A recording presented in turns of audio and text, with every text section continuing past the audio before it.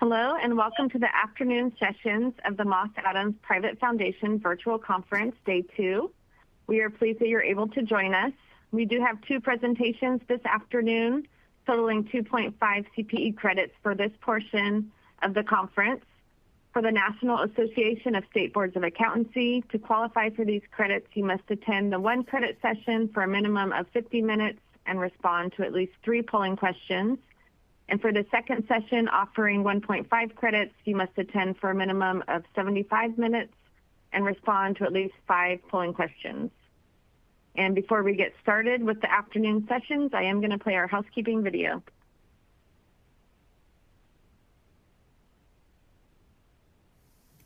Welcome, and thank you for viewing our webcast series. Before we begin, please keep the following in mind.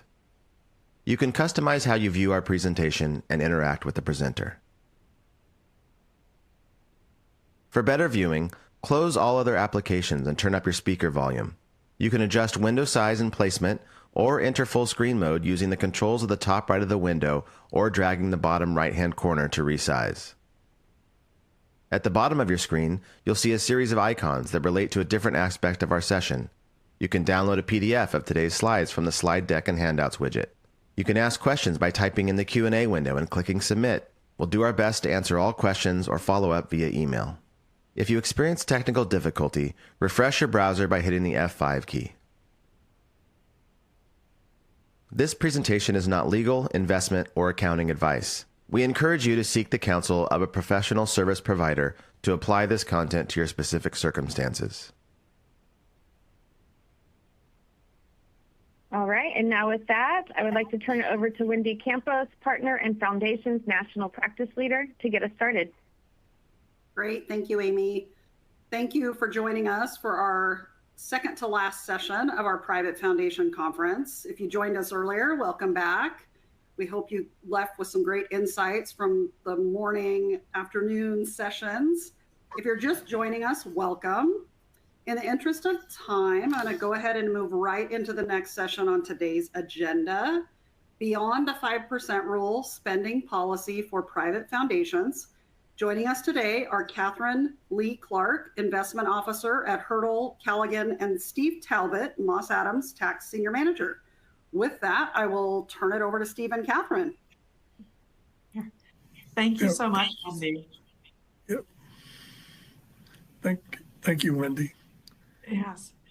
So we'll go ahead and introduce ourselves and the topic today. Like the title says, today's session is called Beyond the 5% Rule. And so many of you as leaders of private foundations, for sure, are familiar with the IRS required spending rule of 5% of your assets. But Steve and I are going to talk about ways to calculate that correctly and to make sure you are staying compliant, but also finding ways to be more flexible with that spending policy to ensure there are better outcomes for your grantees and for the longevity of your portfolio. So like Wendy said, my name is Catherine Lee Clarke. I'm a director and investment officer with Hirtle Callaghan. Hirtle Callaghan is a 36-year-old outsourced chief investment officer, and we work with 200 wealthy families, endowments, and foundations managing $20 billion on their behalf. I'm based in Houston, Texas. I work with many private foundation clients directly on these specific issues around compliance and spending policy and how it interacts with portfolio management. And from our Houston office, I cover our clients in Texas and the Southwest. So, Steve? Hi, my name is Steve Talbot. I'm a senior tax manager at Moss Adams. I work out of our Albuquerque office. I've been a certified public accountant since 2013.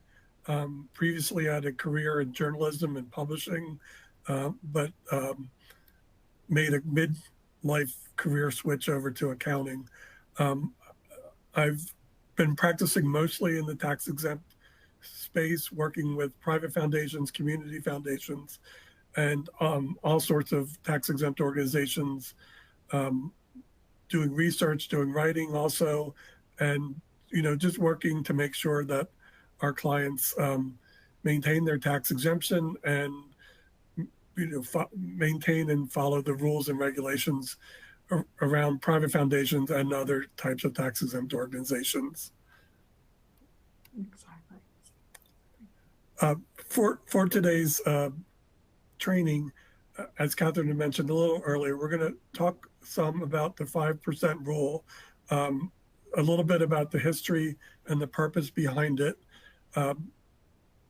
Also go into the different components of the 5% rule and how to calculate it, and also how to see how it's presented on the 990 PF, so that you get a better understanding of how to read the Form 990 PF and see that you're meeting the 5% rule. And then Catherine will talk a little more about how to marry your foundation spending policy and investment strategy to meet the 5% rule, but also, as she said, to make sure you can continue going forward and serving your grantees. So first, we want to start with a polling question. This is sort of a broad question that says, how closely does your foundation pay attention to the 5% rule? Most private foundations will have a spending policy and probably know and pay attention to the 5% rule. And we're kind of more asking how well you pay attention to it, how well you look at your 990 PF to see that you're meeting it, and how you make sure from year to year that you're able to pass the 5% rule. So the answers then are just very closely, occasionally, not closely at all, or what is the 5% rule? So I think there's now a minute to answer the polling questions. Yeah. And we just got a message that somebody uses a different spending policy at their foundation. And we'll talk about sort of spending policy differences later on. But for this question, we're really talking about the IRS required 5% and how they calculate it, which is a little different than how your internal policies may calculate your spending ratio. So this is just to sort of set that benchmark. And no surprise, it looks like most of you do pay attention to this fairly closely. Okay. So I'll get going a little bit with just a little history of the 5% rule. The 5% rule came about with the Tax Reform Act of 1969, which imposed the first minimum distribution rule. Before 1969, the Internal Revenue Code had language in it that said that a private foundation couldn't accumulate an unreasonable amount of income, but the language surrounding that was pretty vague, and the only remedy in the code was loss of exemption. And the IRS and the court system at the time didn't really want to take the action to revoke a foundation's exemption because of this rule. But back in the late 60s, there was a lot of discussion about whether, how foundations are spending, whether they're accumulating wealth and not using it for its charitable purpose. This is conversation that continues to this day with the proposed ACE Act of a few years ago that was proposing to set down some rules for donor advised funds, community foundations, and private foundations. So even though there has been something in place for more than 50 years, it's still a topic that that certain people in Washington are still interested in looking at. 5%, one of the areas maybe where we came down on the 5% rule came about with a report that the Ford Foundation did in 1968 that recommended that foundations should spend about 5% of their assets. The belief was that at the time there was generally market returns of 8% a year and about 3% average inflation, leaving 5% for spending. As I mentioned earlier, a year later, the Tax Reform Act passed, and that set a minimum distribution rule but it was difficult to calculate. And it wasn't until about a decade later that the actual 5% minimum payout ratio was put into place. So when we talk about the 5% rule, there are a couple different components that make up it.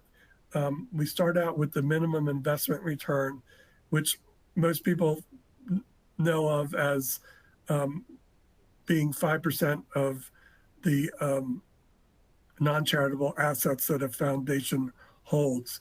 After calculating the minimum investment return, that is used to start another calculation that determines what a foundation's distributable amount would be, or what is the amount that they need to distribute in grants and other charitable expenses for that year. The next component is qualifying distributions, which are the expenses paid during that year for grants and other types of charitable expenses that qualify to be distributions that would count against a distributable amount. And then the final component is undistributed income, and that takes place when your qualifying distributions are less than your distributable amount. And I'll talk a little more in detail about each of these components in the next several slides, along with showing the sections of the 990 PF where they're reported.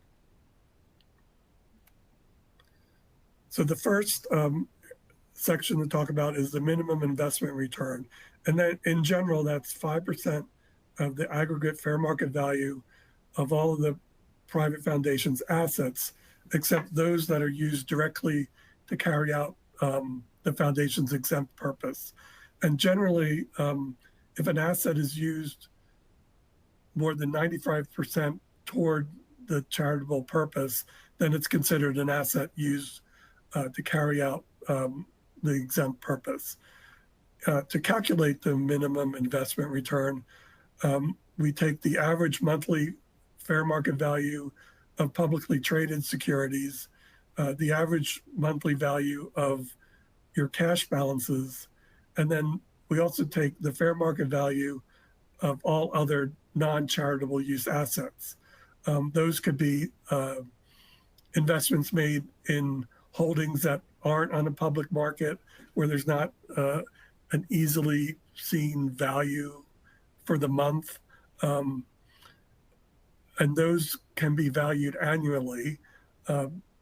Typically, we would generally take the year-end value, and we do it consistently from each year to each year.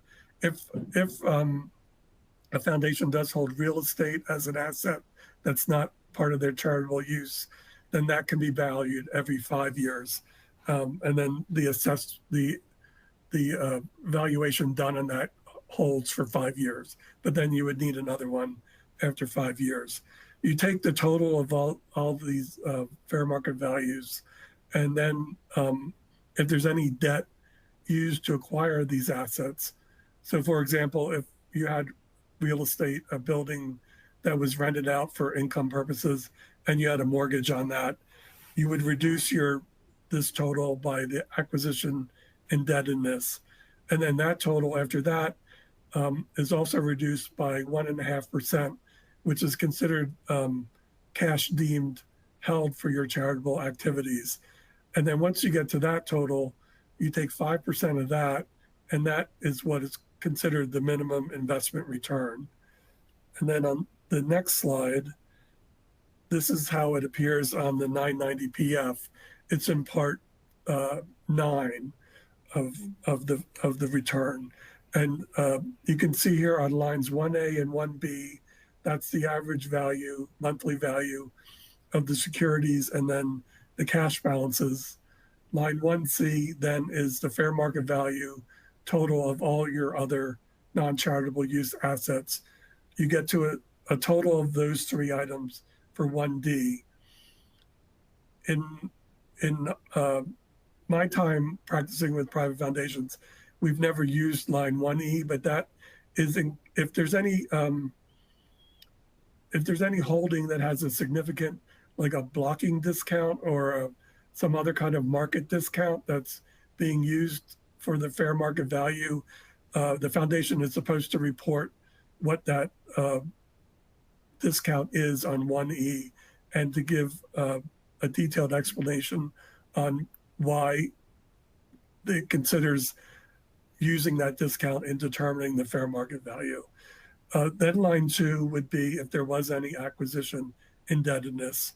Then you get to line 3, and then as I mentioned on the earlier slide, line 4 is the cash deemed held for charitable activities. And you get to your final total on line 5.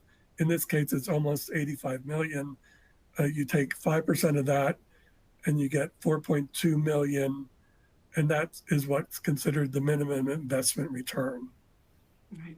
So, Steve, we had a question come in about real estate. And I think this is good to mention that the value of all of the investments, whether they're public or private, needs to be included here. You know, private equity and venture capital investments are usually valued quarterly or annually. But what's the rule for real estate and appraisals? Is it every 5 years? For real estate, it would have to have a valuation every 5 years. And I do believe it's correct that it would have to be a qualified appraisal. It couldn't be just me going out and saying it looks like it's this value.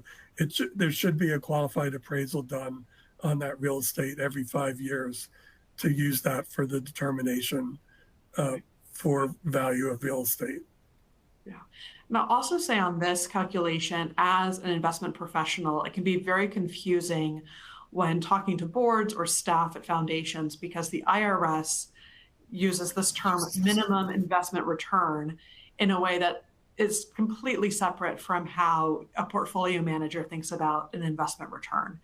So this is just IRS internal jargon, and your investment advisor is going to have a separate report showing your investment return that is different than this. This is what the IRS thinks foundations should get every single year.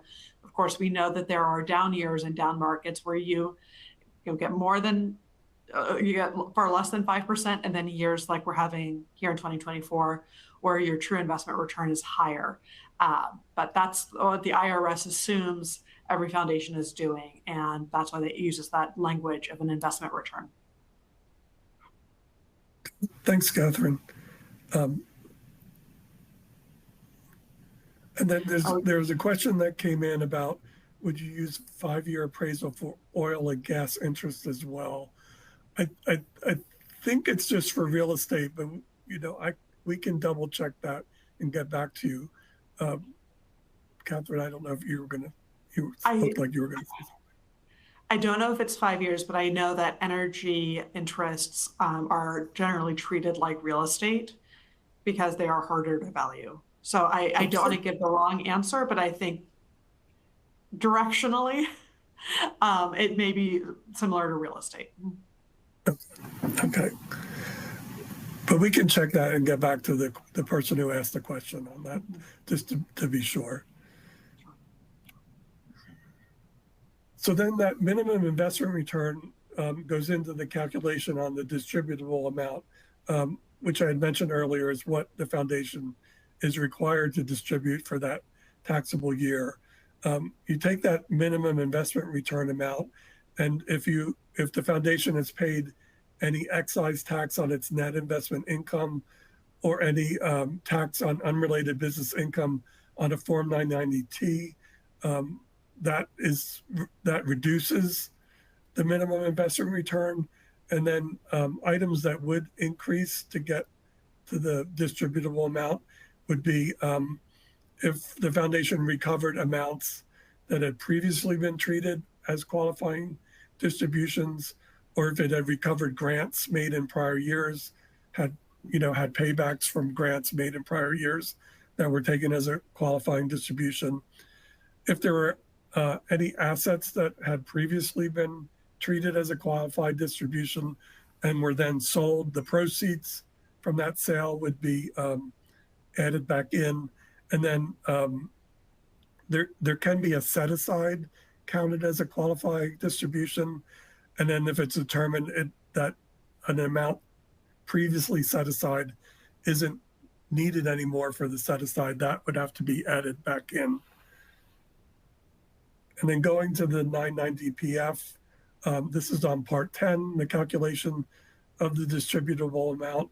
And here we take on line 1 the minimum investment return.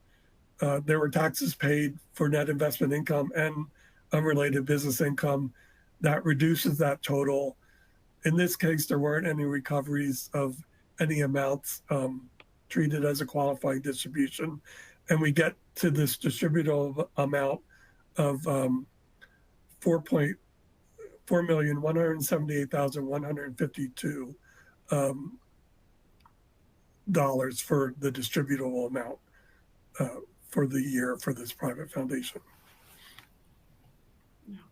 So this distributable amount is what you need to grant out or use for a charitable purpose to stay compliant with the rule. Is that right? The bottom line? Yes. And I did just want to add, somebody made a comment that they have minerals and that the mineral valuation is good for the year completed and used for the next 4 years. So for minerals, oil, and gas, it looks like there's a 5-year valuation allowed for that, just like real estate. Mm-hmm. So then on our next slide, we're talking about qualifying distributions. So as Catherine just mentioned, qualifying distributions would be grants made by the foundation out to its grantees, as well as any expenses necessary to accomplish the exempt purpose. And I think, Catherine, you wanted to just add a little more about that. Sure.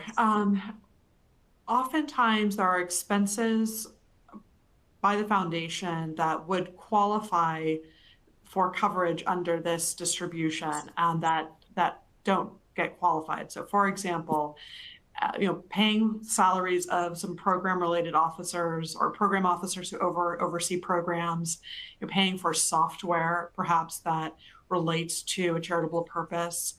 So some of the other overhead could qualify here. And what I've seen in my practice is that often foundations don't sort of put those kind of expenses in this bucket, and they have the qualifying distribution is just for grant making. So they are spending the 5% for grant making plus paying these internal expenses on top. So they're a real draw on the portfolio to support grant making and operations, maybe 7 or 8%, which is much higher and a much more difficult investment problem to solve for than a true 5% distribution. And so we've gotten some good comments here about PRIs and how PRI loans count against the 5% rule. So the origination amount is counted towards the 5% qualifying distribution. When they are received, you deduct the repayment against the 5% qualifying distribution. So again, I think you would when an amount that had been taken as a qualifying distribution and then you received it back, I think you would add that back into the distributable amount in the year that it came in. I do want to double check that, and would get back to the person who answered the question about that. And then there was also another question about set-asides, which is something that you could use for the qualifying distributions. As this slide says, you can use amounts paid for program-related investments and then also amounts set aside for charitable programs. A set-aside would be something where you're not ready. It's not something you can finish in this year, but it would be completed in the next couple of years. But you wanted to take you wanted to use the full amount as your qualifying distributions for the current year, and then you could set something aside. One of the examples in the regulations is maybe for a foundation that was thinking of building like a museum, and it would take 2 or 3 years to get that done, and then they would take that, take what they think would be the cost of doing that, and then take that as a qualifying distribution in the current year. There are a couple rules around the set aside. There's which I can get to on the next slide, because it shows from the 990 PF the lines for the set asides. Before you do that, Steve, while you were answering that question, I looked up the PRI, the rule on the PRI. So to the person who asked about PRIs, yes, the amount of the PRI that goes out is counted against the 5% in the year that it goes out. And then when it's repaid, the original principal it kind of gets added back into the amount that you need to distribute. But any dividends, interests, or gain on that PRI do not count against you in terms of the amount you need to distribute. That just goes back into the corpus outside of this qualifying distribution calculation. Okay. And then a question about, would paying for a company to measure or evaluate programs that are grant funded count under the qualifying distribution? I think it could. That's something to discuss in more detail with your CPA, but that's exactly the kind of thing that you would want to look into to see if that counts as qualifying distribution to pay for that, so you're not sort of double paying out of your portfolio. Right, and likely it would be considered an expense that would count as a qualifying distribution, because based on the question, you're hiring somebody to help you evaluate the programs that are funded by a grant. So that you're making sure you're exempt, you're making sure your grant money is being spent well on this program, making some expenses to make sure that's occurring, could be considered part of your exempt purpose, I think, and you could probably take that expense as a qualifying distribution. And then there's a question about, is there a good method to budget the amount of qualifying distributions next needed, especially grants for future years? And in the back half of this conversation, that's what I'll talk about, is how to sort of forecast this and budget for it, because it can be difficult to project what future distributions will look like when you have a volatile market and a portfolio whose value is changing every day. So on this slide about the qualifying distributions, this is part 11 of the Form 990 PF. So you can see here for this private foundation, they had expenses and contributions of $4.3 million. These lines here, line 3, are where you would put the set-asides. The first line is for a suitability test, and you actually have to ask the IRS for advance approval before the end of the taxable year you want to take the set aside. So if you were, for 2024, if you're thinking of doing a set aside for 2024, you'd have to ask before the end of this year, and you have to prove to the IRS that it's suitable to be treating this as a set aside, meaning it's suitable that you're taking the qualifying distribution now, and it's suitable that it's a project that you would need the time to complete it, but still want to take it now. The other test is called a cash distribution test, to prove that in case you didn't get IRS approval, you could use the cash distribution test on your set aside, which is it's not a test I've ever had to work on, and it looks to be it's not complicated, but it's just a test to compare distributions against the set aside.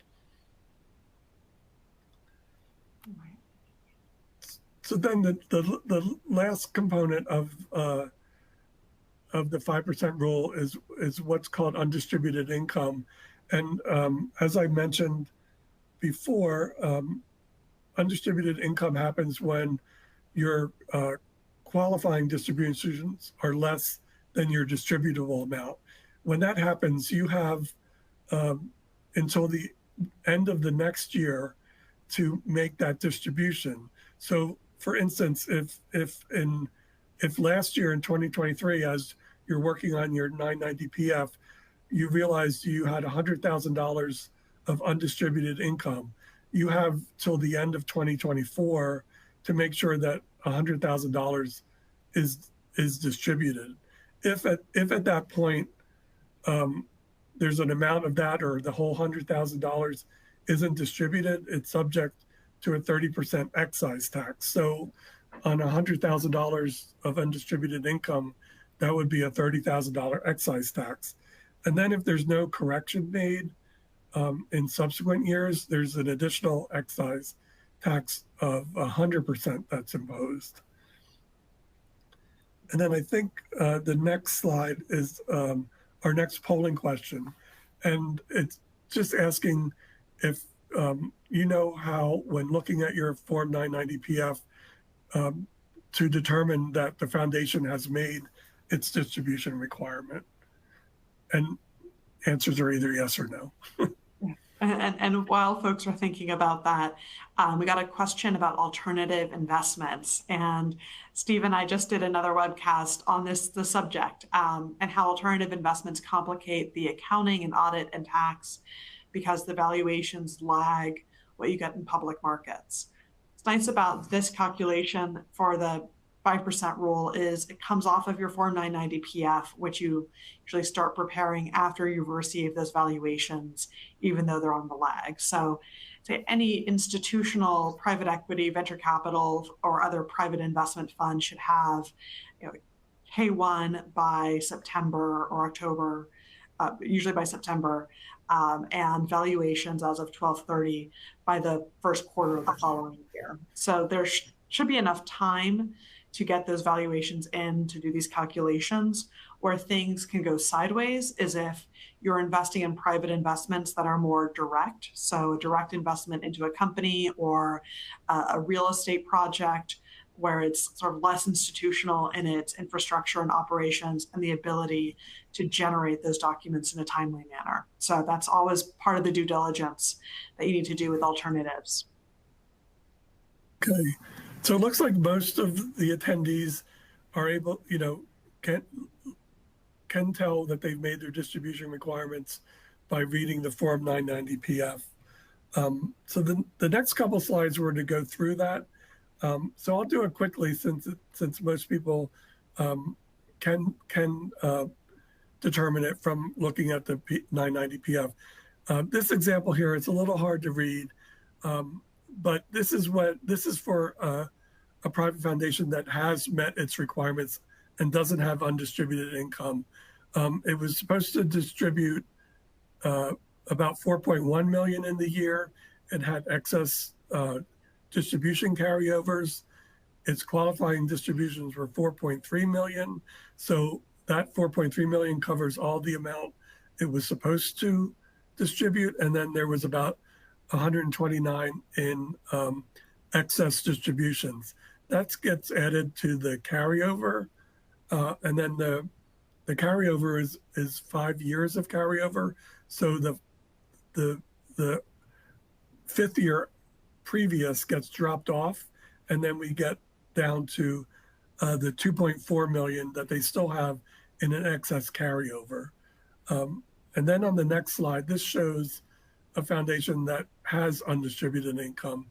So their distributable amount for the year was 124,000. They ended the prior year needing to distribute 128,000 by the end of this coming year. They did distribute that 128,000 with a little bit of a $162 cushion.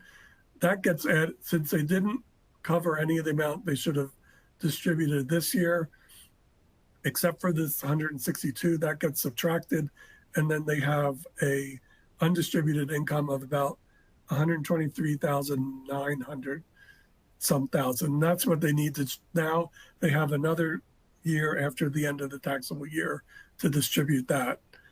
And then the last slide, just to talk a little bit about those excess qualifying distributions.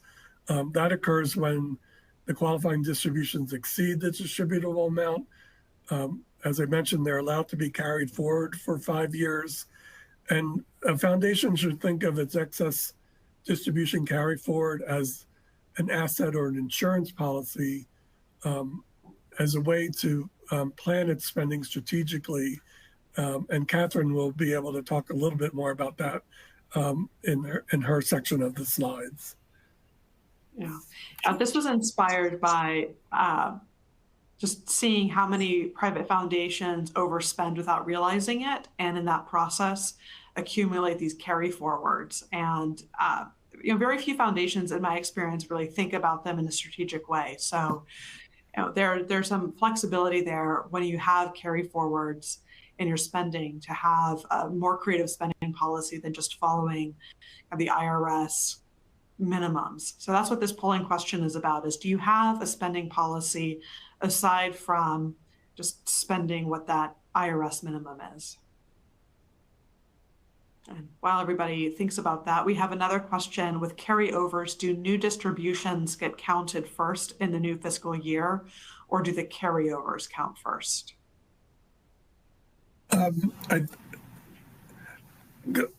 Looking back at that page,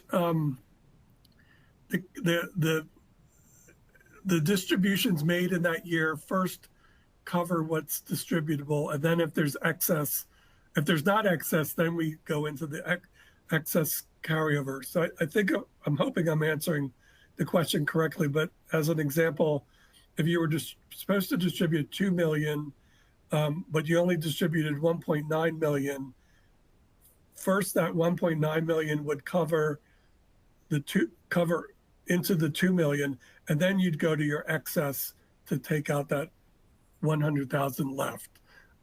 I think if I understand the question correctly, that's what they were asking. And you use your oldest carryover first or your newest carryover, because they're cumulative over 5 years? The oldest first. Great. So you can use it before it expires. Yes.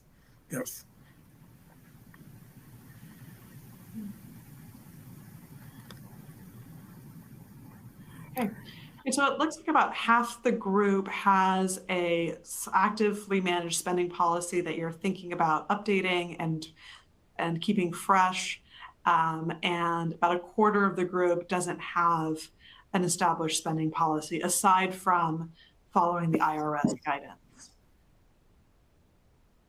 So the challenge for private foundations and their spending policy is that this standard application of this 5% spending rule gives you a static number, right? So you have this minimum distribution amount that you have to put out there for your grant making and for some of your overhead, but you're applying it against a portfolio that is changing every day, right? The very fluctuating markets, we have volatile markets. And so we have these lags in time, and these lags can create sort of two challenges for foundations. The first is you have market drawdown.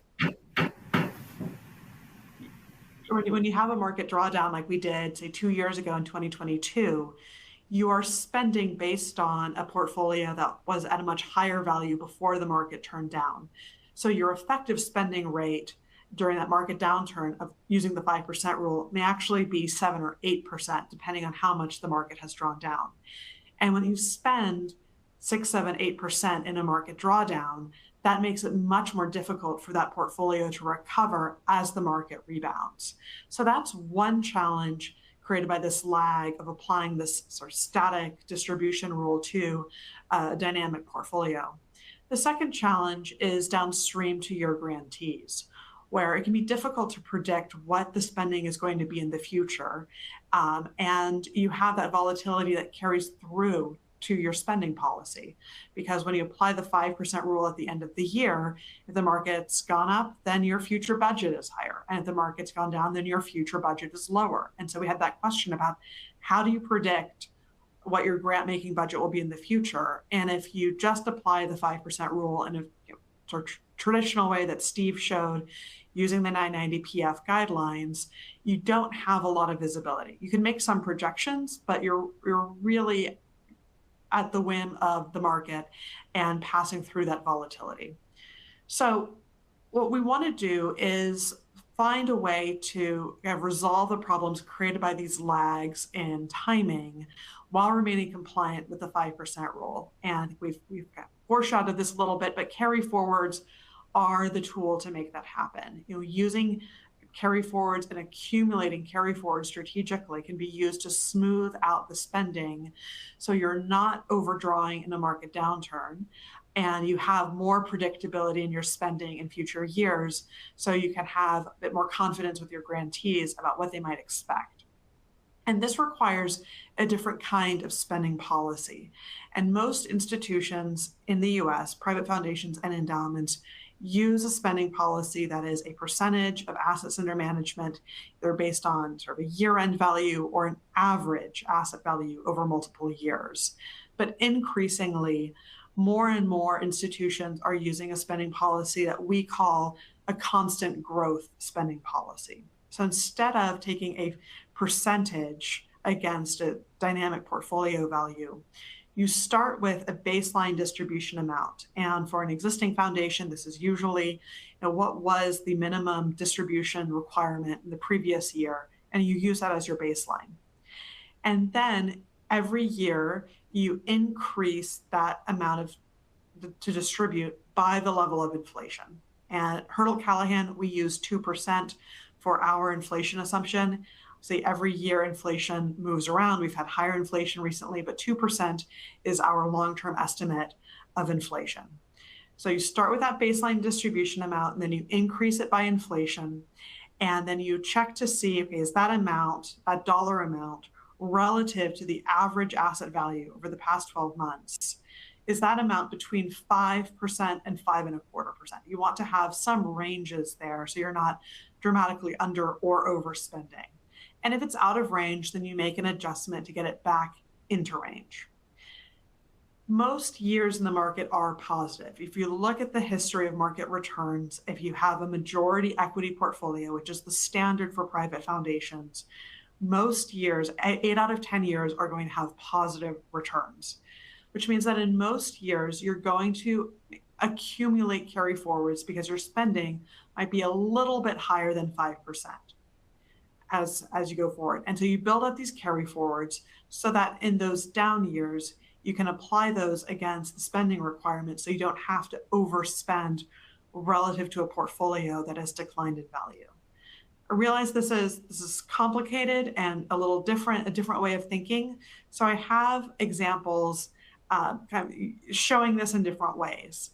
So the first is, I call this the choose your own adventure chart, right? So you start with the minimum investment return, or you start with that baseline amount that you want to spend.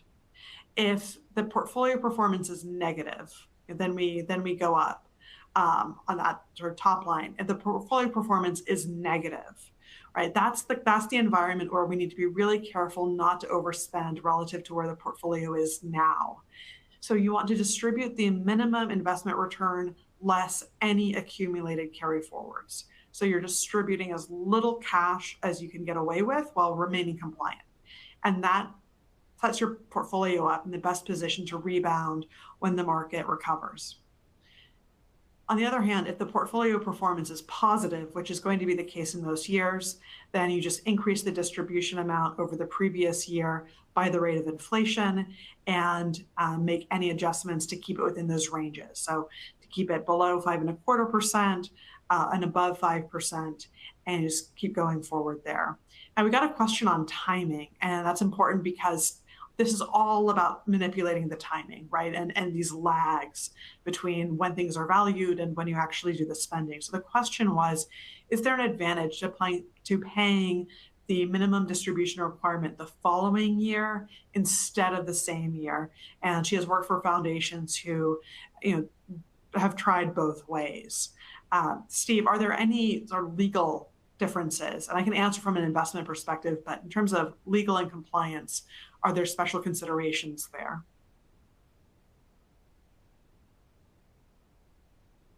Here, Steve, Steve, you might be muted. We can't hear you. Sorry, I muted because there was some hammering going on in the office. As long from a legal or from an IRS point of view, as long as that undistributed amount is paid within the next calendar year, then you're okay. I think you'll bring this up, Catherine, but an issue that would come up would be if you're always paying in arrears and you're in a down year, you're selling your investments at a loss. But I think you can talk more to that better than I can. Right. So if you're a foundation that determines this quarterly, for example, and there's less of a lag between, when you apply the 5% rule and when the cash goes out the door, then you're not going to have this issue of overspending or underspending relative to portfolio volatility. This is a bigger issue for the type of foundation that sort of sets that minimum distribution amount at the end of the previous year and then spends, say, at the end of the following year, right? The grant making may be in the fourth quarter of the following year, and there's a 9-month lag between when they strike the distribution number and when it actually goes out the door. And in that 9 months, the portfolio has moved around quite a bit.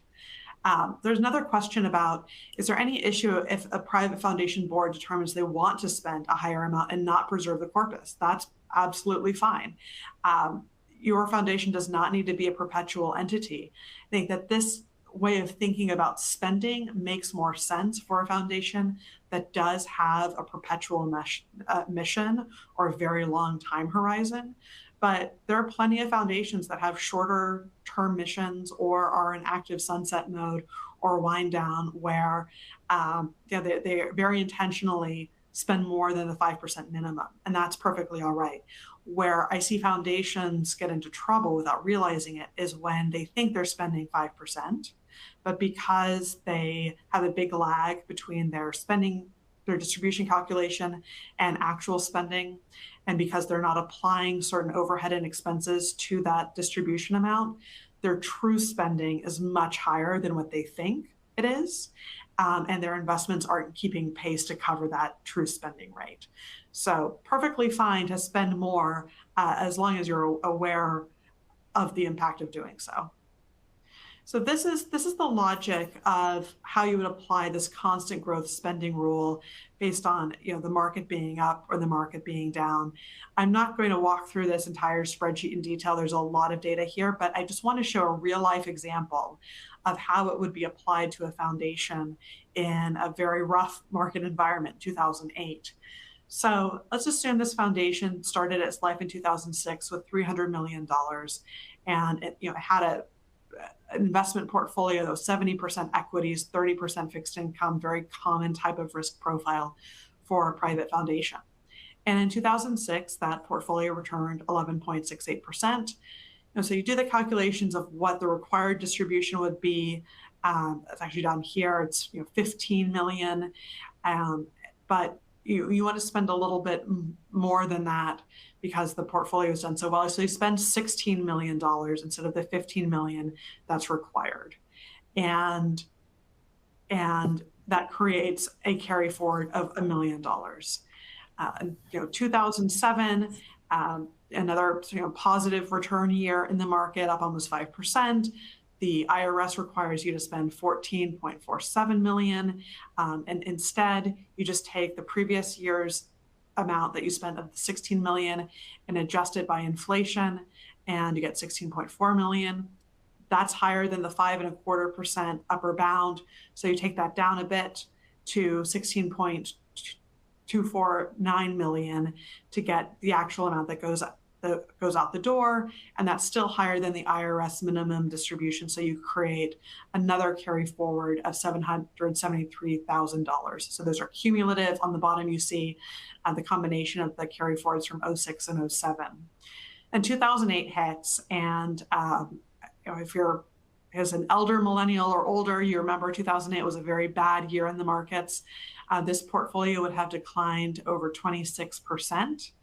And this is the scenario where if you're just doing the straight 5% rule, you really wind up overspending in this downturn. So the IRS required distribution in 2008 would have been $15.9 million. But because you have these carry forwards, you're only going to send, it's down here in blue, $14.1 million out the door. So you're still compliant with the 5% rule and making your minimum distributions, but you're using your carry forwards to reduce the amount of cash that you have to take from the portfolio in this down market. And then 2009, we had this big recovery year, markets up 26%, and you just keep making the same kind of distribution calculations all the way through, just taking the previous year's distribution, adjusting by inflation, checking for those ranges between 5 and 5.25, and using carry forwards when things are down. So we've gotten two questions about average asset value. How do you calculate kind of what the portfolio is worth? And this is a difference between the 990 PF versus the constant growth spending model. So on the 990 PF, average asset value is calculated how, Steve? Is that looking at the month-end values over the previous year, or is it just a point in time? No, for the PF for the cash and the publicly traded securities where you can get an actual value, it's done on a monthly basis.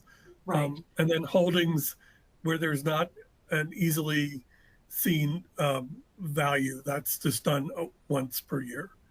Right. So for this example, the average asset value that I'm using here is the same. So looking at the previous 12 months, you take the month-end value of the portfolio, and so you average those month-end values as a way to kind of smooth the volatility a little bit and get a more useful calculation of portfolio value for judging whether you're over or underspending versus just using a point in time. And there's a question about, you mentioned the possibility of a calculation that averages over multiple years as a different smoothing strategy. That is more common for endowments. So for a university, a museum, an independent school where they're not subject to the 5% rule, they have more flexibility in the kind of spending policy they implement. So that multi-year smoothing technique is more common there. It's not really available for private foundations because of the 5% rule. So that's why the average asset value, we're really confined to a 1-year time period for determining what the value of the portfolio is and how we calculate what the minimum distribution is. So this is I realize a complicated example, but just to kind of sum up, okay, what's the point of doing this? Why go through all of this math and this whole big exercise? So this shows the spending and distributions with these two spending models. So in blue, that shows the sort of spending from the foundation that goes out if you use this constant growth model with carry forwards. And in green, that line shows what it would look like if you just use the minimum distribution requirement. So if you look at the green here, you see, 2008, we have this huge market decline. In the year 2008, you're actually spending $16 million, and you have a dramatic drop off from $16 million to $13.5 million in 1 year. And you're taking that out during a time when the portfolio really needs to recover. So you have this very, very sharp drawdown in a tough market environment, and and just more volatile recovery along the way. So that volatility of the market is being passed through to your budget and your grant making. Whereas using the carry forwards and this constant growth spending model in blue, there's still a change in what you spend, but it's not as dramatic from point to point. So there is a drop off, but the decline happens more slowly over multiple years. The recovery also happens more slowly. You just have less volatility year to year, which makes it more predictable for your grantees. And most importantly, and what I've circled here is, where do you take Where does the grant making bottom out in terms of the least amount of money going out the door? In the straight 5% model, that's happening in 2009, which is a recovery year when you want assets to stay in the portfolio to be reinvested. Whereas in the carry forward model, it's not as sharp and it's spread out over more years. So you have the assets in the portfolio when you need them to recover. There's a question about, could you also use a carry forward to offset a large donation to the foundation? Then you would not have to suddenly spend a lot more money to be in compliance. A new donation to the foundation would be sort of calculated in that average asset value. So eventually it would come out in the 5% rule. But Steve, is there anything sort of special about a donation that our audience should consider? Well, I think from that question, you could use the carry forward. If you had the carry forward, and then all of a sudden you got a large donation, which I'm guessing from the question significantly increases your minimum investment return, then then yes, the carry forward could be used to help smooth that out. But then with a private foundation and getting a large donation in, that would soon probably be bringing in income that could be granted out. I think it would give, a carry forward would give time until that income was coming in from the investment of that large donation to sort of meet the requirements if it significantly increased the 5% minimum investment return. Wow. So another reason to consider this kind of spending model or using your carry forwards more strategically is that not only does it smooth out the distributions and the grant making and give you a tool for but more predictability for your grantees, because okay, this is the minimum distribution, increase it by inflation every year. Doing it this way lets you adjust the timing of when you're taking money out of the portfolio relative to the market drawdowns. And by not taking as much cash out in 2008, in our previous example, and same in 2011, where there was also a down year when you applied carry forwards and taking cash out, that let the portfolio recover a lot more. So remember, in 2006, we start with $300 million at the very beginning of 2006, and 2006 with $320 million using both spending models. The blue line is the carry forward model, and the green line is the sort of traditional straight 5% model. At the end of 2019, the model that used the carry forwards has about $2 million more in their corpus than the model using that traditional 5% rule. Now, you say $2 million on a $320+ million portfolio doesn't sound like much, right? That doesn't sound like much. But from an investment perspective, that's the same as adding between 3 to 6 basis points per year to the return without increasing investment risk. And when I model, okay, what would it take to improve the return profile of the portfolio by 6 basis points a year? It usually requires increasing your equity exposure by 3 or 4 percentage points. And increasing equity exposure means increased volatility, potentially less liquidity. There's other risks that comes with it. Whereas changing your spending policy doesn't introduce any new investment risk, but does improve the investment outcomes. It's as close to a free lunch as you can get in the investment world, which is why, even though it seems small, it's actually really exciting to be able to compound that kind of almost risk-free return just by changing spending policy and not having to change your asset allocation. So there's a question about, is there a rule of thumb for how much an accumulated carry forwards is typical for private foundation? Any benchmarking studies? I don't know of any. And I look at, in Akubo, I look at the common fund studies, I look at the cultural institution studies, private foundation studies, all sorts of family office studies on philanthropy. I feel like they benchmark everything but this. It's just something anecdotally I noticed with our clients at Hirtle Callaghan reading their 990s that they all had carry forwards.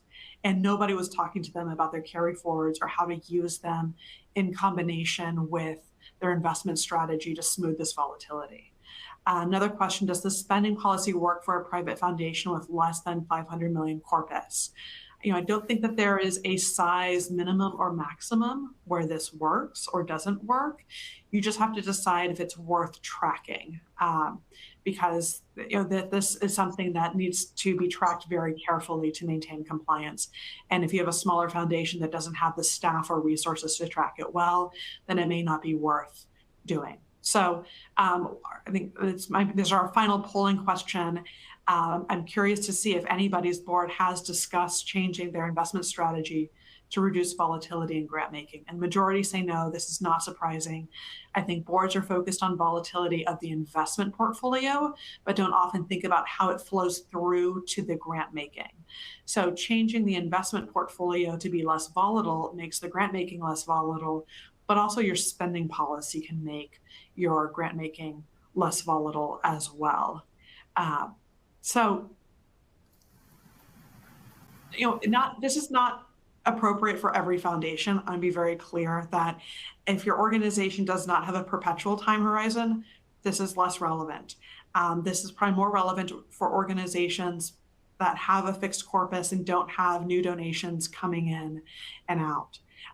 If you have flexibility in budgeting for grants where you can really dramatically change your spending, it's very different than multi-year commitments. All the questions went away? I think we're getting close to the time, or a little past the time. So okay, I'm not sure if folks are still on, but if you have multi-year commitments and don't have flexibility, this is not the best policy. And if you don't have the capacity to track data, then this is probably not the right policy. But if you look at this and say our organization is the right profile for this, it's worth considering. And Steve and I are available for any other questions or follow-ups. And I know the inbox here, it says that we are here. Okay, I didn't see the full question that somebody asked about, about foundations that make grants quarterly and sort of set that budget quarterly. And this requires, I think, a little bit more of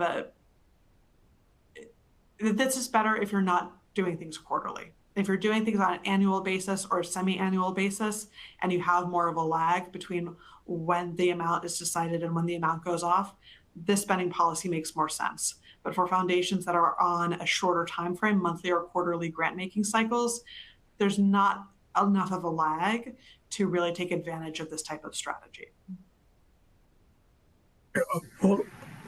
Thank you everyone very much for your time, and I'll turn it back to Amy now. All right, thank you. Yes, we could have definitely used more time, but thank you for the great discussion, Steve and Catherine. To our audience, we are going to take a quick break and then regroup for our final session, which is governance, risk, and compliance in a changing world. So please keep your webcast console open and join us back here at 2:10 Pacific time. Thank you.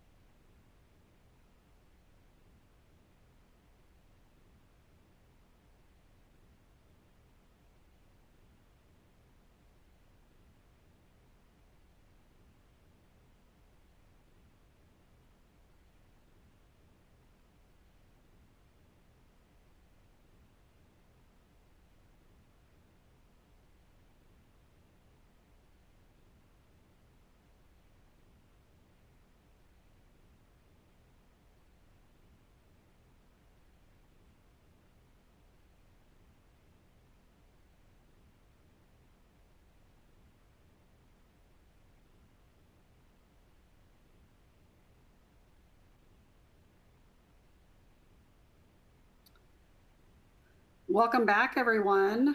We're going to go ahead and get started again. I hope everyone has enjoyed the sessions. We are on our final session, and I'm excited to introduce Governance, Risk, and Compliance in a Changing World.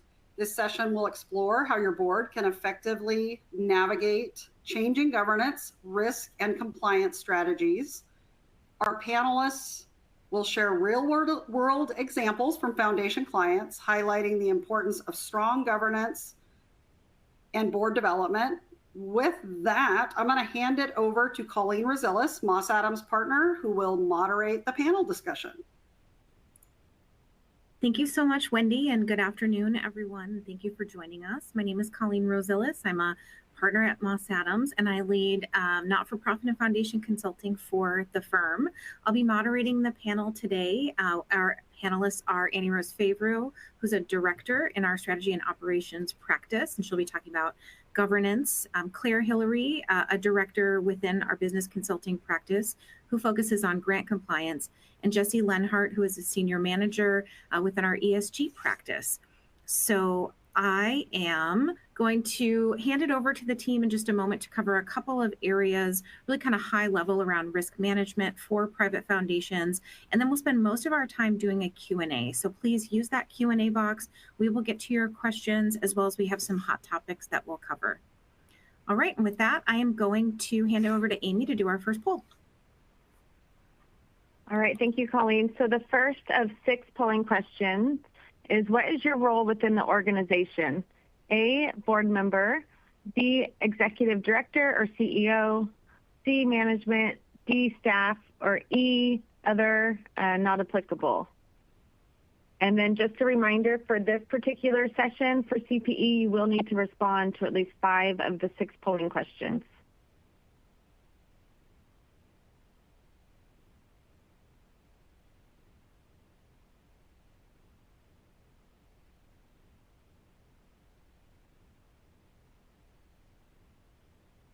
All right, we'll give it a few more seconds. Make sure to hit that submit button so that it registers for your CPE.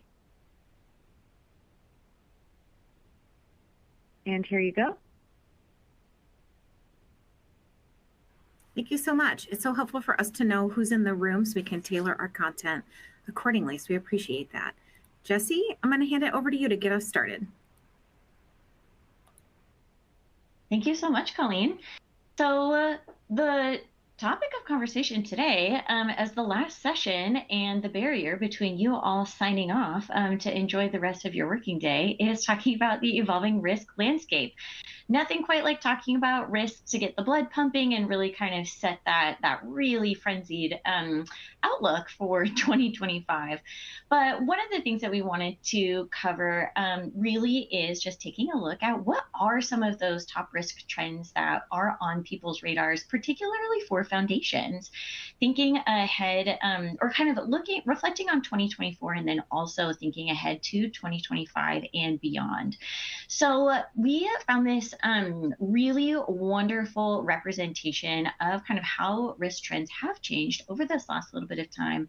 This was pulled from the Institute of Internal Auditors. And so, it looks at kind of the previous year's risks or current year's risks and kind of how that is expected to change over the next 3 years. So they highlight how a couple of those really are increasing in terms of kind of the area of focus and what is a top concern for people looking ahead. So we can really start to see, and is no surprise, I imagine, for a lot of people on the call, that really looking at and considering the risks related to digital disruptions. As someone who is located in Seattle, we saw that firsthand with some service interruptions with our SeaTac airport. I think if anybody tried to catch a flight during the CrowdStrike incident, you all were kind of had a front row seat to digital disruptions and cybersecurity incidents. But a really big topic of conversation that is coming up really is about AI and how that shows up in our operations, how we can put safeguards around the use of AI, how we can consider AI in terms of its ability to support our work, but then also make sure that it's being used in a really thoughtful way in order to, again, kind of just mitigate the risk that that can have on your operations. And again, thinking of risk just in terms of uncertainty. The other one to point out really is, and that we'll talk about a little bit more today as well, is climate change and the impact of that on organizations. I think that has been a big area of conversation and focus for a lot of people. And so incorporating that into people's different risk strategies and how that impacts kind of the communities that you serve, the ways in which you respond to your community can often change kind of based on what we understand to be the impact of climate change on people, on your organization, but then also, like I said, on your community. Other really important areas to highlight, especially when we're looking ahead at the next 3 years, and we'll talk about this, Amy Rose and Hillary will talk about this as well. Regulatory changes. I think we have seen many more legal frameworks come through at the local, state, and federal levels that really impact kind of the way that we do business, the reporting requirements, human capital, and our people strategy. It's just a very fancy word of saying our people strategy is a top concern also. We affectionately are looking ahead to what's known as the silver wave as that boomer generation starts to retire. It was postponed a little bit by the pandemic, and now we're looking at what does resiliency look like when you have this kind of big area of the workforce that's looking ahead at retiring? And what does recruitment look like? How can we really engage with different generations, new generations, get them interested in our areas of work, and many more. But I will stop talking and I will pass it forward to Amy Rose and Hillary, who are going to talk to you a little bit more about some of our areas of expertise and the ways that we address and kind of think about the evolving risk landscape. Thank you for that. And so then, actually, I'm going to pass it over to Claire. Never mind. I will come in on the next slide. Yeah, no worries. Thanks, Annie Rose. Yeah, so I wanted to talk about 3 trends. Obviously, there's more trends, but these are the 3 that were coming to mind when we were thinking about putting this together. And the first one is just with that increased scrutiny and accountability. Over the past few years, I think we've seen some significant shifts in how funding agencies and regulatory bodies approach grant compliance. And so there's this growing expectation that funds are not just spent, but they're spent wisely and spent effectively. And so I think the trend is primarily, fueled by public demand for that transparency and understanding how the dollars are really being utilized and benefiting the mission of the organization. And so, foundations, you guys are under more pressure than ever to demonstrate that not only the impact of the grants, but also those processes behind the funding decisions. And with that takes staff, that takes capacity, that takes training. And it's a constantly evolving landscape. So I can understand and empathize with the challenges for your team to understand all those nuances and staying on top of those things.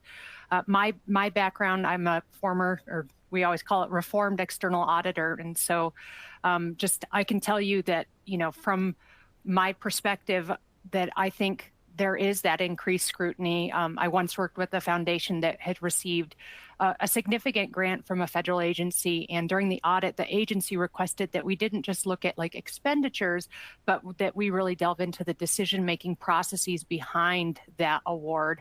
And the foundation I was working with, they had to provide detailed documentation to justify that, but ultimately they didn't have that because they didn't think about those things, contemporaneously with the award. And ultimately it resulted in them having to return a significant portion of the funds. And so I think that experience for me personally drove home that importance of maintaining thorough documentation and understanding that every dollar spent has to be supported and aligned with the mission.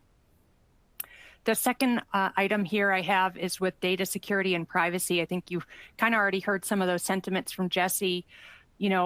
We're increasingly relying on technology to manage processes, and specifically with grant processes, I'm seeing, new softwares and new really snazzy solutions, which are excellent, but there are risks associated with those, such as data breaches and privacy violations that are really escalated, I think. And so being foundation, you guys collect sensitive information. And so things like your financial data, maybe personal identifiable information, it can really have some serious repercussions, not just for the individuals involved, but also for the foundation's reputation and the compliance standing. And so I think that is an area that is going to be consistently at the top of our list when we're thinking about risks and emerging trends, because I used to be on the cutting edge of like all technology. I wanted the new phone. I wanted all the snazzy stuff.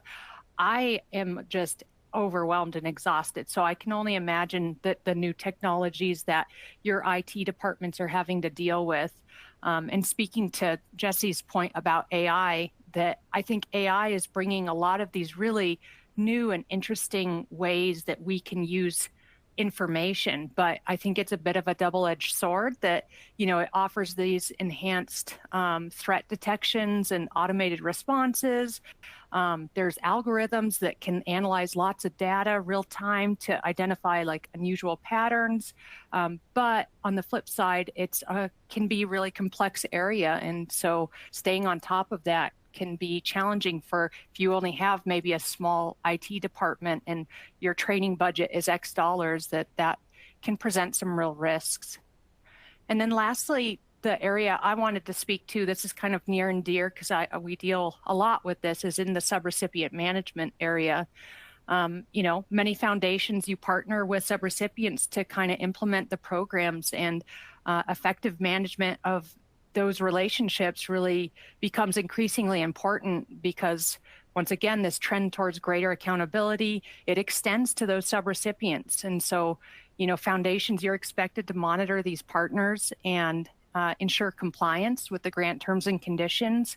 And that includes like assessing financial health and compliance with regulations and the effectiveness of their implementation of how are they doing? Are they meeting what the goals of that, the objectives of that award are?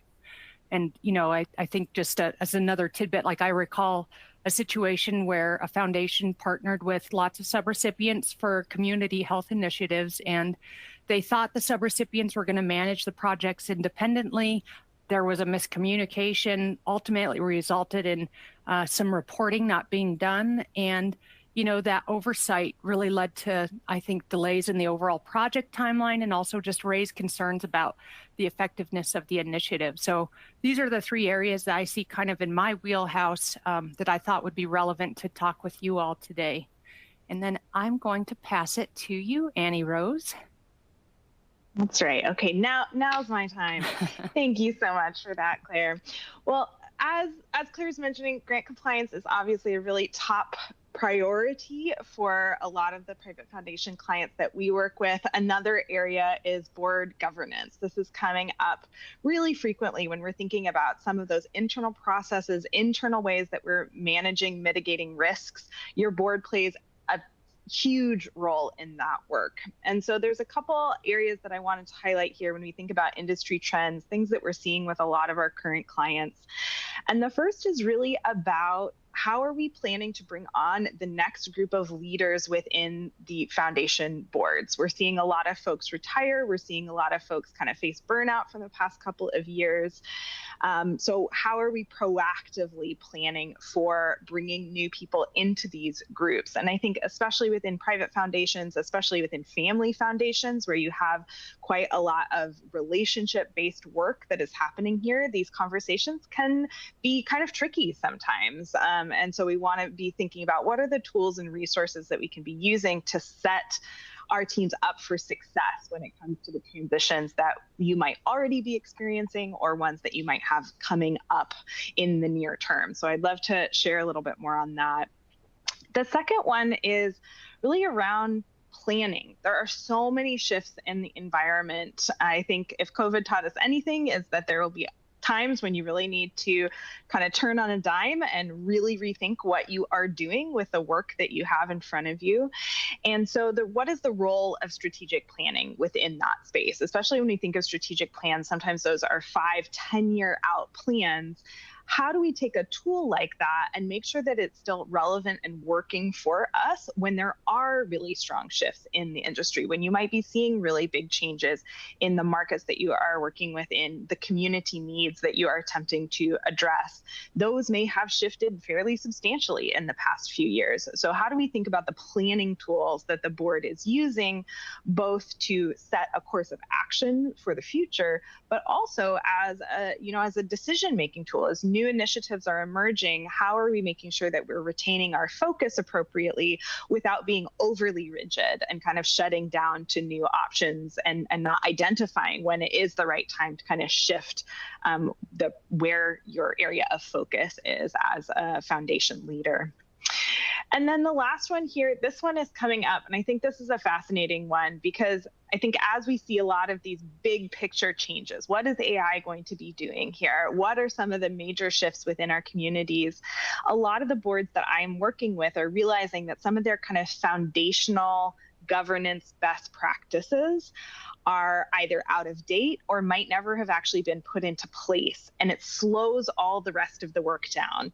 If you don't already have your internal processes, if you don't already have your policies set up, if you don't already have really good communication flows and ways of making decisions as a leadership team, when you have the next big thing that you're having to respond to, it's just going to make it that much harder to get there. So a lot of the groups that I'm working with right now are saying, actually, we have to go back to some of the basics and make sure our foundation is very, very strong in terms of our board governance practices and sort of the 101 version of that. Make sure everything is really well in place so that we can spend a lot more time on these big picture strategic conversations and a lot less time kind of getting caught up in the swirl of those day-to-day processes too.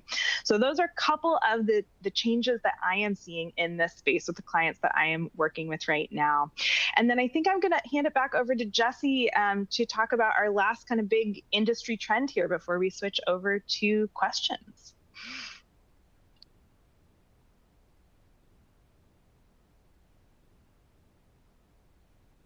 And Jessie, I think you might be on mute. I absolutely am. Thank you so much, Annie Rose.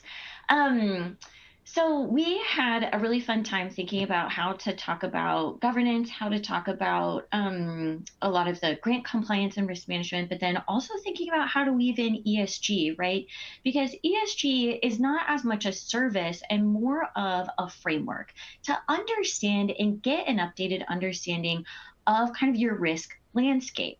So the whole kind of foundations of ESG and why it came together was really to account for a lot of the intangible things that are part of making your foundation really successful. Things like having, as Annie Rose mentioned, a strong board, really good and updated governing practices, really great resiliency, as Claire mentioned, having updated policies and procedures around grant management strategies, being very in touch with subrecipient monitoring, staying up to date on regulatory requirements.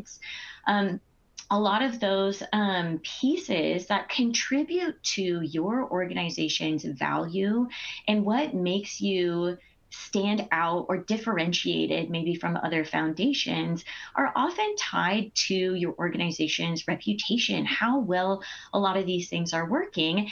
And anybody that works at financial statements knows that these areas and these competencies, and when you do really well, don't always show up in those financial statements. So ESG really came together as a way to talk about the everything else that you have on your radar that you are managing and tracking related to your organization's risk. So a lot of what we are talking about and what I have highlighted on the screen are those risks that are part of kind of what we noticed and brought in from that outlook from IIA for the next 3 years and how they fold into this ESG umbrella, this ESG framework.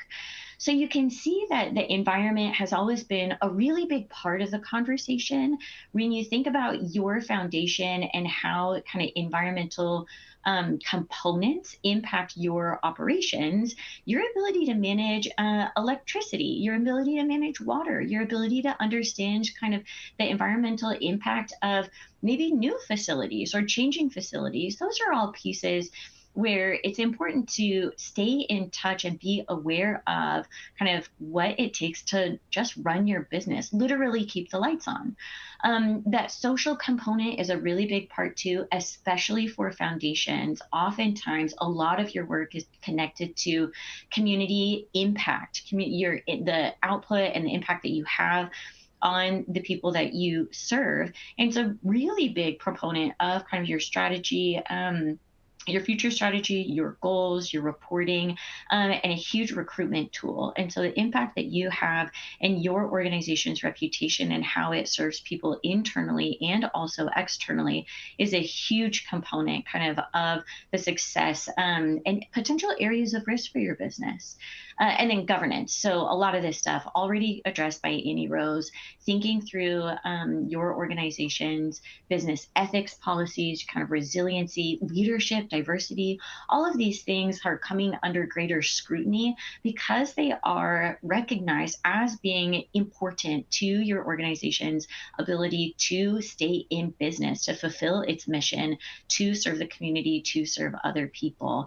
And so when we think of ESG, really, it's gotten kind of a bad rap, but thinking of it through the lens of a framework to understand all of the other areas of risk that may not be captured in traditional methods, and how that can impact your operations and the ways in which you kind of demonstrate and talk about your value is really important. And so there's a lot of different frameworks out there, and we'll talk a little bit more and have a little bit of Q&A about kind of what that looks like and how to incorporate some of those pieces when you are looking at kind of getting an updated understanding of your risk landscape and the information that goes into it. So with that, we have concluded the presentation piece. I'll pass it back over to Colleen. Thanks, Jessie. We have another poll for you, and then we'll get into our Q&A. Amy, over to you. All right, thank you. So the second of the 6 polling questions is, what area of risk management is your leadership team most concerned about right now? And your options are A, climate change, environment issues, B, cybersecurity, digital disruption or AI, C, financial resiliency, D, governance issues, E, grant compliance, F, human capital and employee engagement, G, political, market, economic changes, or H, regulatory changes. And that is a lot of options to pick through. So to see the submit button, you probably need to scroll a little bit on your slide and make sure you hit that button so that it tracks your response. And we did present these in alphabetical order. If there's something that you see that you would like to put in as kind of your second most risk, or if there's something else that you feel like is a high risk, please drop it in the Q&A and we'll make sure to address it as well.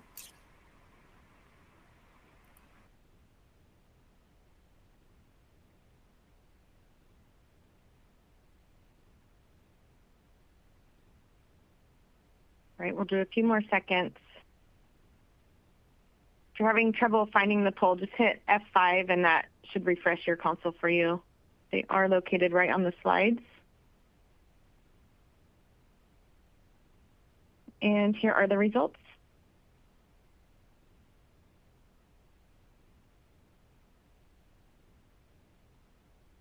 Right, so we have cybersecurity, financial resilience, and the political and economic market as our top 3. All right. So, Jessie, I'm actually going to turn to you to talk a little bit about cybersecurity and how it fits within that ESG framework and where we're seeing kind of the biggest risks in that digital area, AI, and cyber impacts. Absolutely. And I successfully found the unmute button, so no need to worry there. So, cybersecurity, digital privacy, customer privacy, and kind of user information is a huge area that is covered within kind of that social, that S bucket of ESG. Because when you think about that, the impact of that really is on people, on the community, and on people's sense of safety and security. So When we think about digital disruptions and AI and kind of risk in that area, the big pieces really are in kind of not only in a release of information, your organization gets hacked or held for ransomware, because that is just kind of the evolving nature of the cybersecurity landscape. Hacks are becoming more impactful, and they're becoming significantly more higher impact, so that the consequences of them, that's what I'm trying to say, the consequences of them are much more severe for your organization. Not only can it impact your reputation as a foundation, but it can also kind of impact your own financial standing. We have worked with a lot of people who have been victims of cybersecurity attacks, and the repair work that has to come from that is really, really involved and really arduous. So when you're thinking about data privacy and cybersecurity, making sure that you have updated policies and procedures is really important in order to protect your organization from cyber attacks. But another evolving part of this is kind of the regulatory landscape. Depending on where you operate at the state level, we're starting to see many more pieces of legislation get passed that kind of govern how information that we gather from people is being used. And so staying up to date and making sure that your foundation is compliant with the ways in which your member information is used is kind of an important area to not have be a sleeper issue for you. Again, thinking about the impact of that in terms of your organization's reputation. So that kind of covers the regulatory landscape of data privacy, covers also kind of the impact of cybersecurity.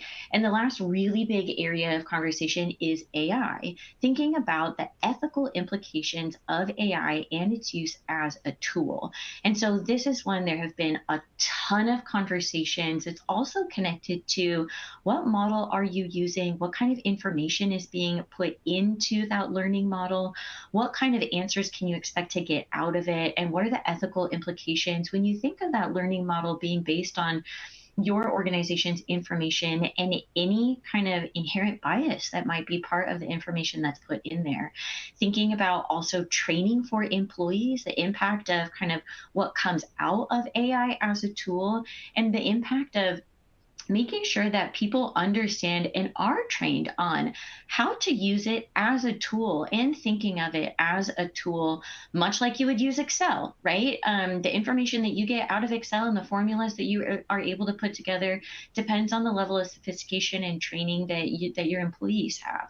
So a lot of really big pieces that pop up when we come into kind of the world of AI, and that starts to show up in, again, kind of your personnel policies and procedures, the way that you are managing your data, how you are sharing that information, and kind of any areas of risk that are related to that. What we are starting to see from a lot of organizations is not only development of kind of an AI policy to talk about training and how AI is used, but also how that fits in within an organization's broader IT governance strategy. And so that, again, thinking about the full suite of tools that you have available to you, AI being one part of that. And what is your organization's policy about IT, or what's your IT governance strategy, and is your policy on AI consistent with that? So those are kind of some of the pieces and what we're understanding to be the landscape about digital disruption, cybersecurity, and the impact of AI. Yeah, One other. Oh, go ahead. We're Claire. both popping in. I was just going to mention, So I thought one of the areas, I mean, speaking of AI in the grant compliance space, I'm seeing some foundations adopt is on the front end, like the grant writing, where maybe you don't have a full-time grant writer. And so people are leaning into these OpenAI or the chat GPTs to really help facilitate some of the narrative components that go into the applications, because everyone knows they can be really voluminous. And so I think considerations with that, because I've seen some where there's not good checks and balances. They don't have those developed like controls to check what did we put in here? What did someone cut and paste? because I think it can be a tool and it can be a really great lever to maximize your staff's time, but it can also be a really big risk. And so I think just from the grant perspective, that's one thing that I've seen that's definitely changing for this industry. Absolutely. And I just kind of come at it from the kind of strategic side as well. When we're thinking about AI, one of the things that I've been seeing, especially with organizations, foundations, or nonprofits that are focused on things to do with the environment. If you have environmental goals, if you're supporting environmental causes, we know that AI takes a huge amount of energy as it is currently structured. So there are environmental impacts of using AI. So making sure that if those pieces are part of the foundation or the DNA of your foundation, how are we making sure that there's integrity between how we're using AI as an organization, how that is or is not aligned with our mission and our goals, and or even our internal, sustainability policies. So that's another kind of topic of discussion that we're seeing come up here. And I don't think there's any final answers on anything to do with AI at this point in time, but I think that this is mostly just one of those areas where it's really helpful to have your management team and your board making sure that there's space to have these conversations as we continue to see changes in this space.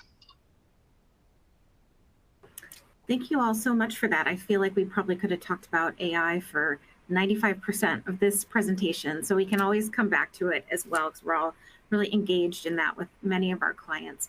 So Annie Rose, I want to ask you the next question. So the third most risky area that our attendees identified was around sort of political, economic, market, kind of big picture risk areas that are pretty much out of our control. With the caveat of depending who's on our board.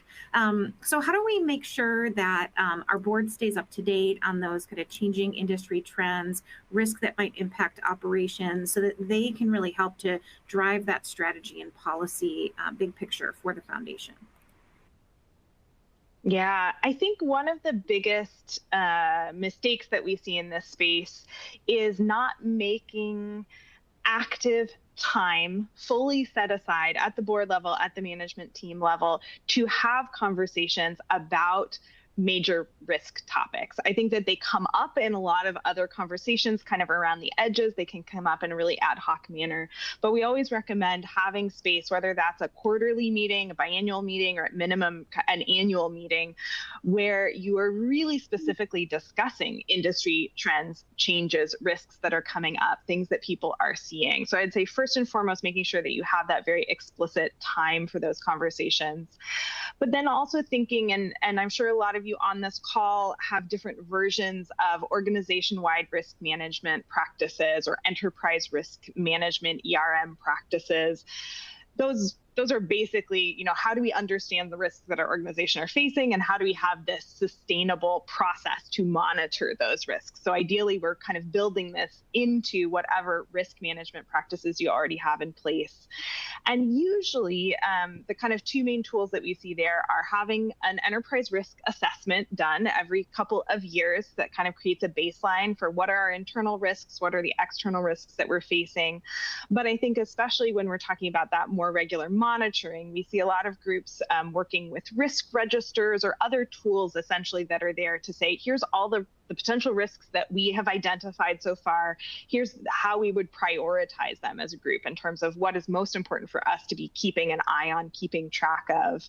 And that can be a really good tool for those regular conversations at the board level, at the senior management team level. But ideally, we're not just focusing, I think a risk register sometimes focuses us in on what is known already. And we also want to make space for saying, what are the new things that are coming up here? Where are we getting that information as well? And I would say when we think about identifying trends, your staff members are the folks who have the most knowledge here. They are the ones that are out at the forefront, often gathering this information. So making sure that there's an avenue for your staff to be bringing topics to the senior leadership team, to the board, because they're the ones who are reading publications. They're at the industry conferences. They're part of industry groups. Speaking of AI, one of our clients is currently using an AI powered tool to do trend monitoring, and that came from a staff member. So like your staff are involved in this work every day and can be a really fantastic tool for that. But I would say my biggest takeaway there is just making sure that you actually have that intentional space specifically carved out and dedicated to have these conversations so that it doesn't get lost in that more kind of regular day-to-day work. That's great. Thank you. Amy, it's been about 10 minutes. Could we run another CPE poll, please? Yes, so the third polling question is, which area of grant compliance do you find most challenging to manage? A, documentation and record keeping. B, monitoring and reporting requirements. C, training and capacity building for staff. D, ensuring subrecipient compliance. Or E, understanding and applying regulatory changes.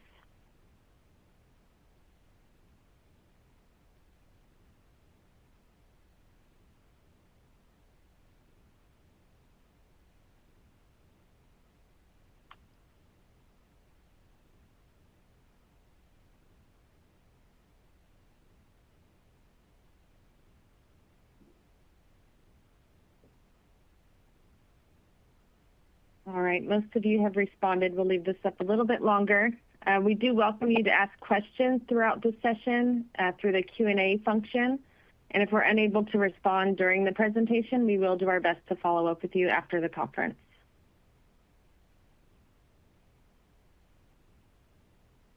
All right, here are the results.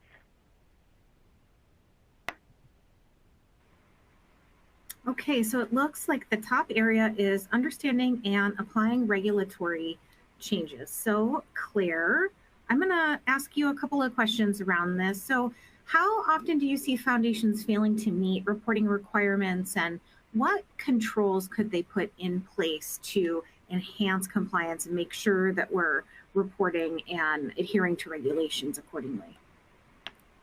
Yeah, definitely. Thanks. I think there are a variety of ways. So understanding regulatory changes, the biggest one that comes to mind right now is on October 1st, the uniform guidance had some really significant changes.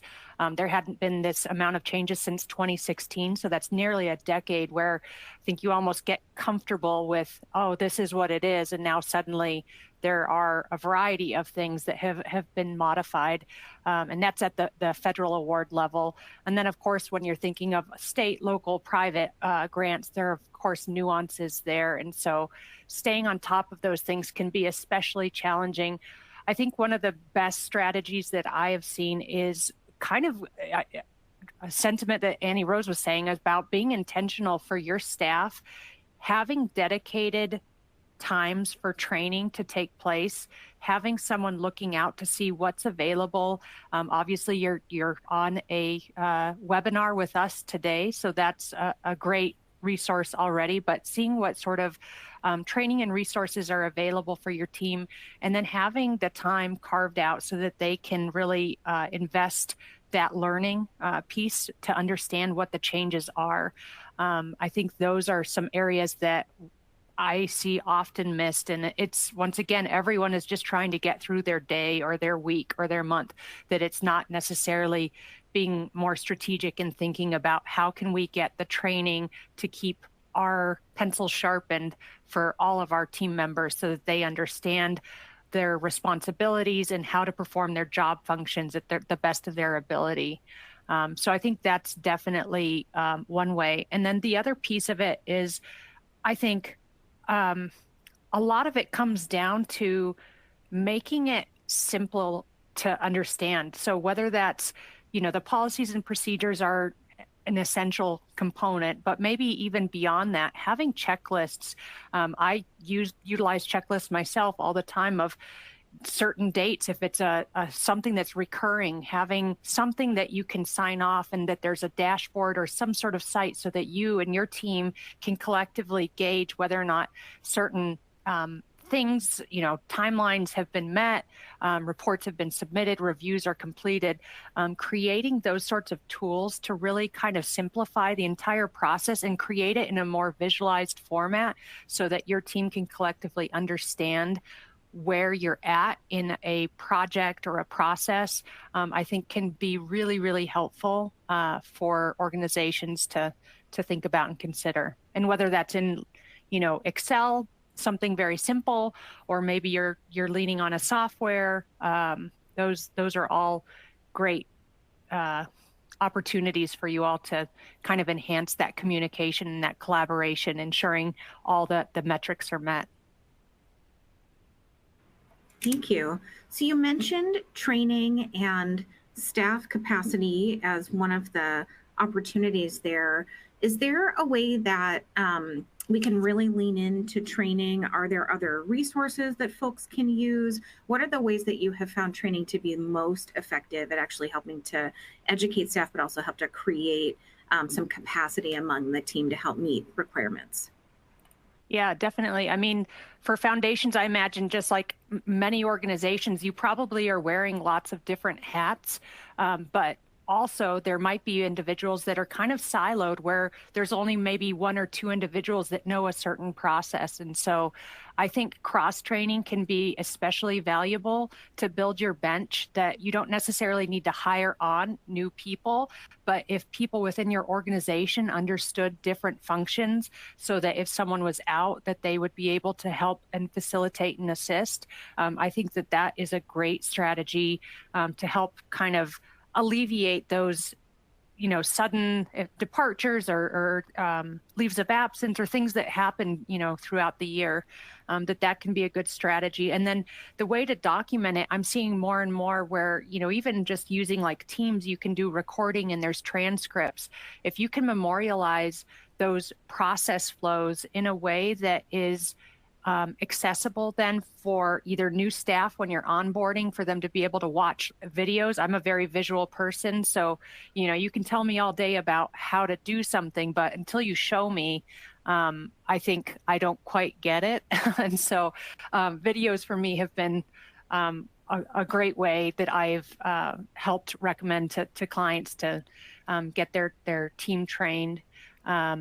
And then I haven't used some of the other resources, but there are lots of resources out there to really help that. And then creating kind of that repository of information, because I know I've seen it so many times where there's a really seasoned person at an organization who has so much institutional knowledge, but then they retire or they leave and they take with that all of that information. And so, the organization is really, it's to their detriment. And so if you can be proactive at getting those things documented, getting them stored and maintained in a way that's searchable and usable for your team, it's only going to benefit you in the long run.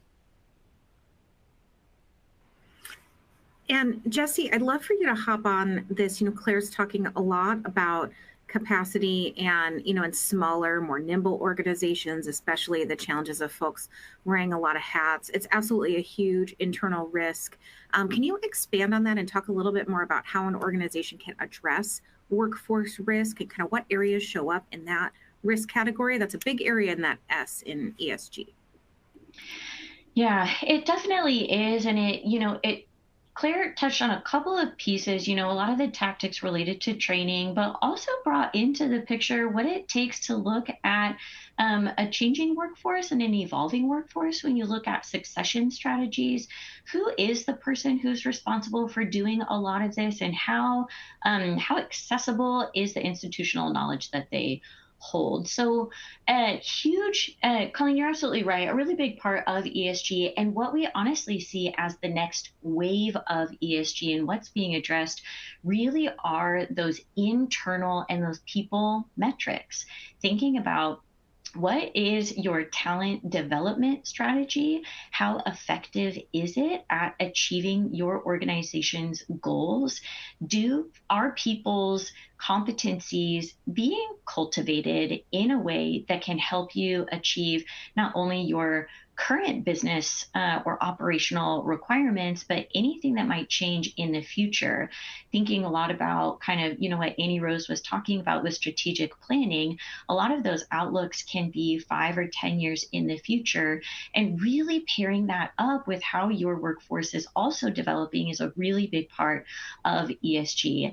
And what's hysterical is that Colleen, you were saying we could probably spend 95% of this conversation on AI, but that is, at the risk of bringing that back into the conversation. One of the things that was a really big topic is the use of AI during the application process and the impact of that on people's ability to understand and get the actual competencies that people are looking for.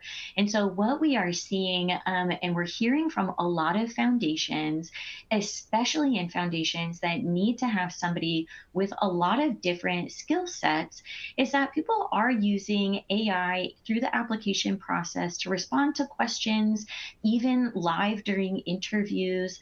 And what that does is, AI is a tool, but it's no replacement for people's understanding of the core components of how to do this work. And so when you're talking about internal risks and weaknesses and just what to be prepared for in the future, we're starting to see a shift of those internal recruitment strategies.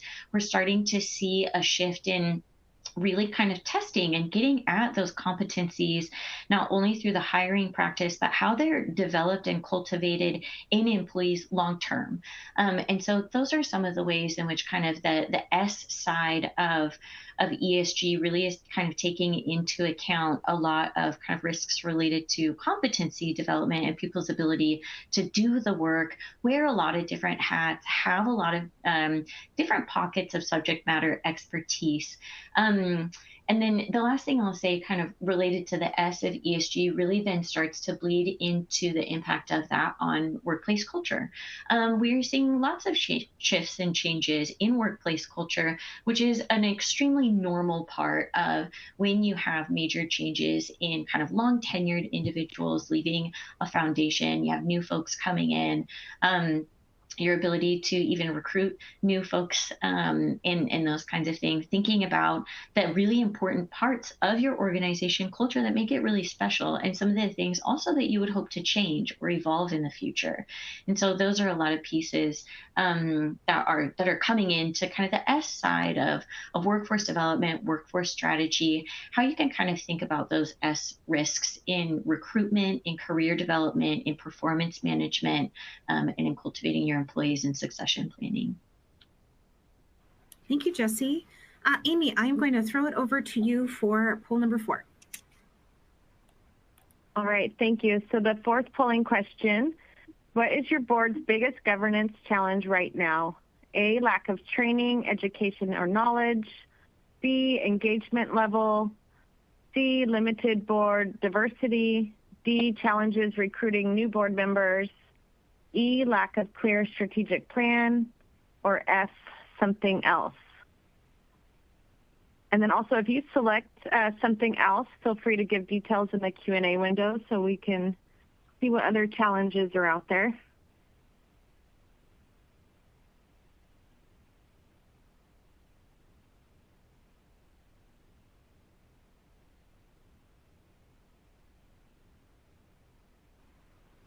While we wait for the results to come in, as a recovering board chair, I would have clicked B in terms of engagement level, because we tend to have folks who are either really, really engaged or kind of, just very happy to attend a board meeting and say, wow, great job, right? And it's hard to get folks kind of in the middle. And that's what I found to be just a constant tension of trying to have folks really engaged at that strategic level. So I'm curious what everyone's responses will be. Oh, so almost 20% of you agreed with me, so that feels good. So lack of training and education is the top after something else. Curious to see what those something else's are as they roll in. Annie Rose, could you expand a little bit on that board training education space and maybe where you're seeing kind of good strategies to make sure that we are bringing not only, you talked about bringing folks up to speed on changing industry trends, but also making sure that we can actually bring on board members who have the right education and knowledge to be a strong board member? Yeah, absolutely. I think that board member knowledge education When I think about that, that begins with what is our plan to educate board members? Do we have a plan for board development? Have we put that into place yet? And I would say that is one of those topics where a lot of the foundations that I work with, they might have some ad hoc ways of going about it, but ideally you would have an annual structure where you're seeing some degree of board development happening every year. And ideally a piece of that, and this might get into some of the other responses that came through there as well, but a lot of times what we'll see is there'll be, for example, an annual board training that we'll host. And as part of that, we might be looking at some new topics. So in this conversation, maybe we have a piece of that training is all about AI. A piece of that training might be about using ESG frameworks in new and interesting ways. But a piece of that training should be also about what are the fundamental roles and responsibilities of a board member, because I would say that's one of the biggest issues that we run into, where people have different ideas about what a board member should be doing and kind of what degree a board member should be involved. We talk a lot about wanting to make sure that the board can operate at a strategic level, at a policy governance level, really setting the strategic direction for the foundation and providing appropriate oversight, versus that the management team is really doing all of the operations. The board sets the why and the what are we going to do, and the management team is setting the how. And so making sure that you have roles and responsibilities incorporated into those trainings, that's my biggest piece that I always want to hit home for folks on that side. But I think we also talked a little bit there about just how are we holistically developing the next level of leaders within that board space as well. And I think some of that has to do with some of the structures that you put in place. So especially when you're thinking about board officers, we always recommend building in structurally so that, for example, your vice chair will serve for 2 years before they transition to serving as the board chair, so that they have a really good foundational experience with how the board works, what all of that is, before they actually step into the chair position. So sometimes it's about kind of building those structural pieces in like that, but it can also be just about making sure, as new members of the board come in, how are we getting them up to speed with things? How are we bringing them into this process? And that can be looking at, what is our onboarding process? Do we have an onboarding process? Or is it mostly an outgoing board member gets coffee with the incoming board member? And that's the holistic piece of what happens there. And I would say that's really common if that's the structure that you currently have. But ideally, onboarding, that's one of it's a fantastic opportunity to really kind of set the tone for the new board members coming in, establish those roles and responsibilities, and make sure that they feel really welcome too. Coming into a board can be a really intimidating or inaccessible experience for people if they have not served on a board previously. I feel like the first time someone's like, let's use Robert's Rules